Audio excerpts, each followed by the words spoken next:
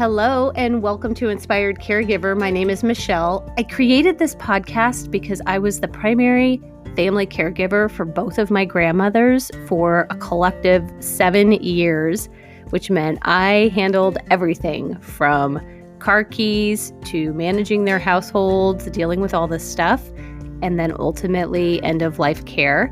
And I've worked in senior living as a result of that experience for over 7 years. So this podcast is designed to share with you insights, tips, tricks, and inspiration through those experiences, and I hope you enjoy it. Thank you for joining me on this episode of Inspired Caregiver. Hello. Hey, caregivers. Let's talk this week about our love languages. So here's the thing. We all have things that are important to us, and they may be different, and we definitely process information differently. When we are aligned and all on the same page, it's like this really beautiful flow. But when we are in conflict and we're having misunderstandings and miscommunications, things can just kind of get all over the place. So one of the assessments that I love to take a look at when I'm working with a coaching client or just in general in my family is we have done our 5 love languages assessment by Dr. Gary Chapman. And this is on his website, 5lovelanguages.com, and it's the number 5. So right off his website, I will share with you the premise of the 5 Love Languages book is quite simple. Different people with different personalities give and receive love in different ways. By learning and recognizing these preferences in yourself and in your loved ones, you can learn to identify the root of your conflicts, connect more profoundly, and truly begin to grow closer. So we tend to give love the way we want to receive it. And I'm going to walk through the 5 love languages with you and just see if any of these resonate with you, which one maybe is applicable to you. So words of affirmation is actually my love language. For people whose love language is words of affirmation, they would like you to express gratitude, say thank you, write a note, tell someone you're proud of them, notice and acknowledge efforts, send a text, or just say I love you. So those are all words of affirmation. Physical touch is another love language. So obviously appropriate physical touch can go a long way. Holding hands, giving a hug, sitting close by, combing hair, scratching back, rubbing feet, cuddling, high fives, manicures, pedicures, all examples of physical touch as a love language. Quality time is another love language. So this is providing your undivided attention. No TV, no cell phone, eye contact is always good. And taking a walk together, doing a craft together, or asking about someone's day, just having that quality time with them. Another love language is acts of service. So our actions for this group of people definitely is going to speak louder than words. So that would be making a favorite treat, helping them clean something up, offering to grocery shop, bringing them something to drink, helping them with something important to them, mowing the yard, all of those things are acts of service. And then the final love language is gifts, especially if it is a thoughtful gift, a favorite treat, a gift card, a gift that fits someone's interest, flowers, jewelry, or like a little care package of things that would be appropriate. So gifts. I'll tell you, acts of service must have been my grandmother's love language because I will never forget. I was almost 30. No, it might have even been my birthday. I'm 30 years old. I'm hugely pregnant with my first child. It was my grandma's birthday. It was in April. And she and I are the only people sitting in the living room. And she looks at me and says, sure would be nice if someone would get me a Coke. And I looked around the room and I was definitely the only person in the room. And again, I'm hugely pregnant. My kid was born in June. I just yelled, Mom, Grandma wants a Coke. Anyway, side note there. That was pretty funny. So, what's fascinating is we do tend to give love the way we want to receive it. And we may be having some misfires with our loved ones that we're caring for. And of course, other people in our family may have different love languages than us as well. So, for example, if words of affirmation is a family member's love language, but I feel compelled to like hug them because physical touch is my love language, then they're not totally getting the message that I am trying to send. So while the hug may feel nice, it's not quite the same message. Another example I hear from caregivers pretty frequently is they just want the person that they're caring for to say thank you. So if all I want to hear from you is thank you, you're amazing, and I appreciate you taking care of me, you're doing a wonderful job, but maybe their love language is quality time. So sitting at dinner is more of an expression of their appreciation and love for you. You're just constantly going to feel underappreciated. Incidentally, this is where a lot of people pleasing can come into play because people will find themselves just bending over backwards, killing themselves trying to do things for someone in an effort to get their desired, hey, you're amazing response, but the person can't quite figure out that's what you want to hear. It's like totally obvious to you, to me, but they just can't quite connect the dots. I'm totally well versed in this because, as I said, my top love language is words of affirmation, and I am 100% a recovering people pleaser. If acts of service is my love language, rather than gifts, people dropping gift cards off on my porch won't be as touching and meaningful to me as maybe mowing my yard or picking up some groceries. If you are sitting and watching TV with me, which would be quality time, but what I want is help emptying the dishwasher, which is an act of service, in order to feel loved and appreciated, we're just not on the same page. So I think you get the idea. I highly recommend you take the time to complete the assessment. And if your loved one is willing to do it, that would be amazing. And if any other family members are willing to do it as well, that is just a huge bonus because it can give you some real insight into how each of you are expressing your love with one another. And we just come with a lot of expectations. So when you're sitting there expecting one thing and someone's doing another thing, hopefully after this assessment, it will alert you to the fact that they are just operating within their own love language. So this can open the doors of communication for you. And when you know the order of your love languages, it also allows you to share that with others to set them up for success. Because for the love of goodness, it is so important to set people up for success. They don't know what they don't know. And honestly, they are just not going to be on point 100% of the time. I know I'm not. So, giving each other grace is really important. And this stuff actually applies to work too, your work relationships. A couple of years ago, my boss started, I told him, hey, by the way, words of affirmation are my love language. And it kind of caught him off guard.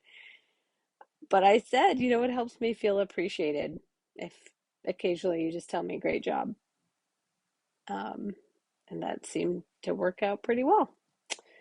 So, by the way, our love languages have nothing to do with how lovable we are. I really like my master coach, instructor Brooke Castillo's podcast, The Life Coach School, episode 390. She talks about lovability because you are inherently lovable because you were born and you are here and you are you. She talks in that episode about not lovability as our ability to be loved, but increasing your love ability to give love. It's pretty cool. So that is it for today. And I hope you find this as valuable as I have in my life. My husband and kids have different love languages, so it's also been really helpful to know what's meaningful for each of us. And regardless of your love language, I want to tell you, I see you. You are doing a great job, and I love you. Have a beautiful week. Talk to you later.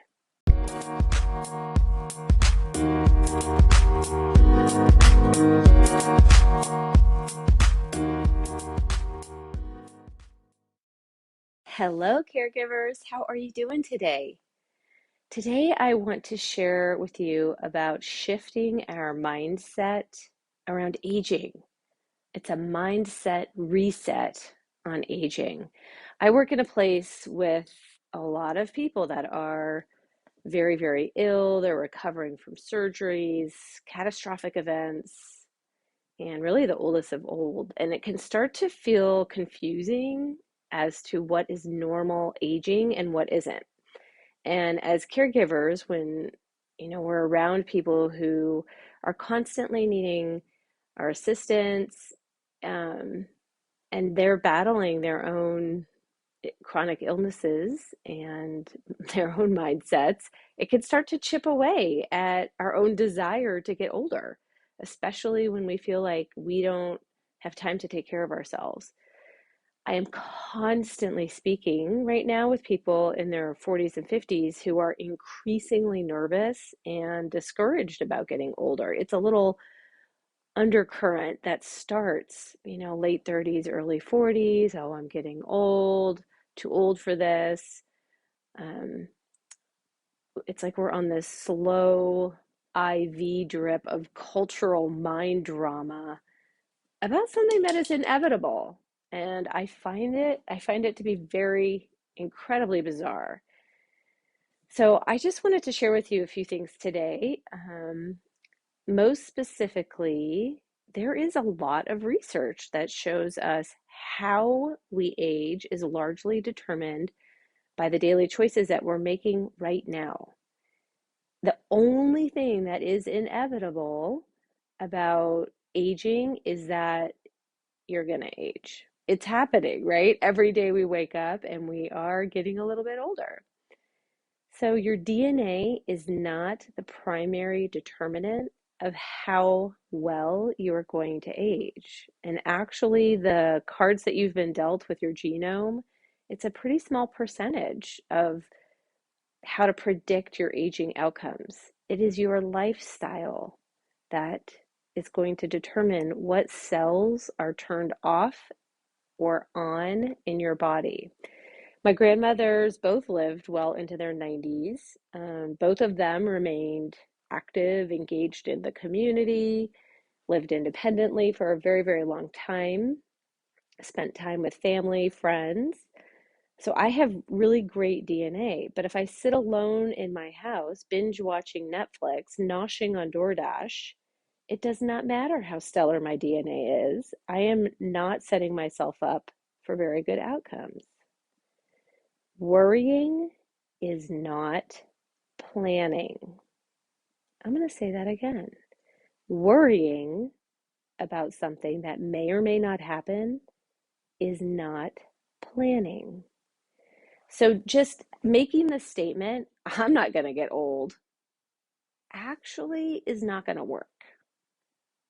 Aging is not something to dread. It is not something to fight or resist or fear. Because as things change, we know we will need to pivot and adjust, but that doesn't mean that we are giving in or giving up. So fighting with each change or setback is just going to sink us. And actually, there's a whole chapter on this in the conscious aging class that I facilitate on navigating acceptance and shifting our mindset from woe is me to focusing on what is working, because energy flows where your focus goes. So instead of worrying about something that's inevitable, we need to be focused on planning for what it is we want and how we want to do it. So just because you are caring for someone with dementia does not mean that you will get dementia. Just because you are caregiving for someone that has battled cancer, has diabetes, or is pre-diabetic, does not mean that that will be your journey. There are a lot of healthy aging adults all around us. There are even sections of the world called blue zones that have the most people that are 100 years old or older, and many of them are living independently. Studies are showing us that it is lifestyle choices that contribute to a healthy old age. So, according to the CDC, the top chronic diseases are heart disease, cancer, diabetes. Also, according to the CDC, the best way to prevent chronic disease is to avoid excessive alcohol, to exercise, and don't smoke. So, these are all lifestyle choices based on decisions that you're making every single day. I actually read a study recently that said if you move your body even just 20 minutes, 3 days a week, you will be provided massive health benefits. And then it's also the little things that add up, like parking farther from the entrance to a store, taking the stairs every time you can, sitting on the floor, yes, voluntarily, sitting on the floor and then standing up from that position. All of those things can add up to really positive health benefits. If you're looking around at your life and you don't have any aging mentors or role models, like you're looking around and you cannot see anybody who you feel is aging well, I am going to offer you up mine right now. So I have 3 parental units. My mother, 75, is 75. She takes no medicine, zero, no pills, none. She works out with a trainer twice a week. She cooks healthy meals, walks on a treadmill daily, and which all keeps her body frame a healthy weight. She continues to stay engaged with friends and family. She started a blog on senior minimalism and also writes book reviews that she posts on the blog and shares recipes. By the way, that's Curious Senior, the Curious Senior. Check it out. She actually built the website herself. She is currently writing a book. She also has my grandmother's DNA, but she's not just sitting around hoping that that will give her the aging outcomes she wants. She's actively participating in her life. My father is 80 years old, and during the 2020 election, he was the moderator for the League of Women Voters candidate forums.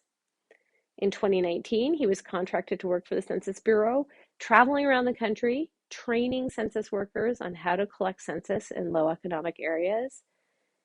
Over the course of the pandemic, he taught 400 people in his senior living community how to use Zoom.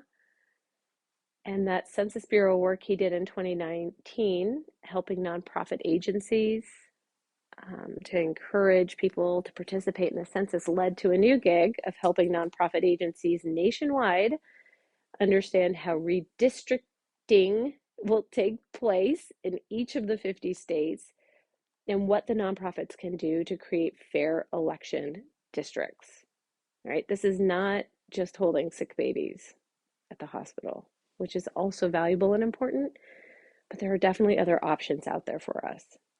So my stepmother, also in her 70s, hikes regularly with a group of women that span from their 70s well into their 80s. They plan and complete these advanced hikes in Northern California. She continues to be a practicing psychologist, meeting her clients on Zoom, was voted onto the resident council, dominates the bocce pit, travels abroad, eats healthy, cooks, and has well-balanced meals. I want to encourage you to remember it is not just your DNA that is handed down. What is also handed down are your thoughts and belief systems that have been shared with you. Thoughts about how things are, how things should be, and what is possible. All those things influence us. And even now, as a caregiver, there are little choices that you can be making to set yourself up for success. It seems simple, but just drinking water, drinking water. Your pee should practically be clear. That's how you know if you're drinking enough water. Even just marching in place to move your body, staying connected with other people. That is going to help you age well. Our world shrinks as caregivers. We get pretty isolated. So stay connected with people. Do not give in and don't give up. The bottom line is either way, we are all getting older every single day. So it's okay to stop being annoyed with ourselves about it and to embrace it and enjoy it. I hope you found this hopeful and inspiring about what is possible for us as we age. And remember that I see you and I hear you, and you are doing a great job. You are doing a great job. I love you, and I look forward to being with you next week. Have a good one. Hey, thank you so much for sharing this time with me today. If there is anyone that you know that would benefit from hearing this podcast, I would love it if you would share it with them. My goal, my crazy big, audacious goal, is that my podcast helps 10,000 people every week along their caregiver journey. So thank you so much for helping spread the word about Inspired Caregiver. Hello, caregivers. How are you? We are into the holiday seasons right now, and I wanted to share with you some ideas, thoughts I have around energy. And I'm not referring to how much energy you have to get something done or your motivation for that matter. The kind of energy that I'm referring to is around the concept that we are all energetic beings with powerful energetic connections to one another. So when you show up to a situation, a room full of people, the person you're caring for, your partner, children, workplace, or even just looking at the person in the mirror. I don't know if you're doing Mel Robbins' high five habit. There is an energetic vibration that you are bringing with you, which is being created by your thoughts. I am very aware of my energy, but this continues to be my work. Staying in my intentional energy when I show up, rather than having my energy shift to meet the situation, or to be honest with you, sometimes presetting my energy to meet an imaginary situation or conversation that may happen. I know this sounds a little woo-woo, but with everything that I've listened to and read, I really do believe in this energetic connection that we have with one another. And I think it's really important to be intentional with the energy that we are bringing into a situation. So, for example, when I would be headed to the assisted living to check on my grandma, one of my grandmas, my thoughts would be running scenarios or conversations that I may or may not have or may not have had with her or the staff. Like my mind was just very, very busy because my brain was trying to set me up for success by preparing how I would respond to different situations. Or it was tapping into the last time I was there, as if walking in the doors today, I was just going to pick up where I left off, which, especially if someone has dementia, there's potential for that. But the problem with this is that instead of setting my intentions on remaining centered in my own calm, joyful, and confident energy, I found myself getting spun up before I even walked through the door. And as self-fulfilling prophecy would have it, I would walk in kind of wound up, and then other people would be responding to that energy. Another example is when I go to check out at the grocery store.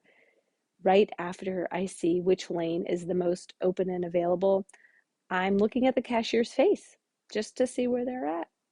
Because if I have to pick between someone who's a little slower but smiling and someone who's quick but clearly looks angry or annoyed, I am definitely going with smiley. By the way, side note, have you been to a Walmart lately? They've changed all our checkouts to be self-checkouts, and I'm not sure I love that so much. I love being able to self-checkout when I'm super hurried, but I also like that people have interactions with other people. So I'm not totally digging that. Anyway, so our goal is to set our intentions before the interaction and get into that energy, which will allow you to have a more positive experience. The reason this is so incredibly important is that often we feel victim to the energy of others, or we step into a situation where the other person's energy overpowers ours. And then we walk away feeling bullied, upset, bad about ourselves, frustrated, and so on. And this is definitely, I'm speaking on my behalf from my experience. But I'm wondering, do you have those people in your life that feel like energy vampires? You know, when you leave the interaction, you just feel depleted and drained. So, how I am showing up is driven by my thoughts. And we're having 60,000 thoughts a day. And, they're happening so quick, but all those little thoughts are generating how we're feeling. So, if I have calm, content, confident, happy thoughts, that will produce for me a more relaxed energy. Confused, concerned, angry, upset thoughts will bring on more tense or anxious energy. While I know that my energy impacts others, it can still be hard for me sometimes to get into that relaxed and confident energy that I desire to operate in, especially with certain people or situations. I can feel on guard. And my desire is to maintain a calm, confident, joyful energy.